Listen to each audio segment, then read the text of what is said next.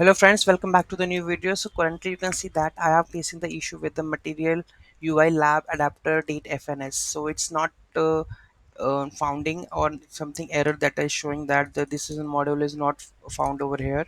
So what I need to do is just we need to add a package over here, so that will resolve our issue. So let me paste that package npm I Material UI lab. So you need to just install this package.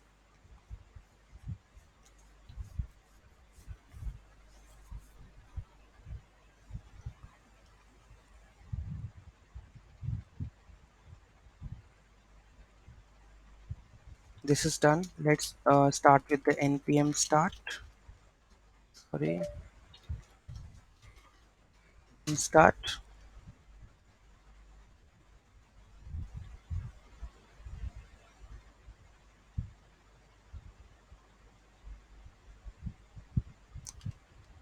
Is there any error over here?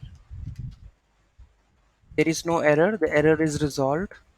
Okay, you can see that there is no error. Only there is a warning of this scrollable bar, but the issue gone resolve. Okay, so if you're facing such kind of issue, just you need to resolve by this doing just installing that package, and it will resolve your issue. Thank you so much for watching this video. Have a great day.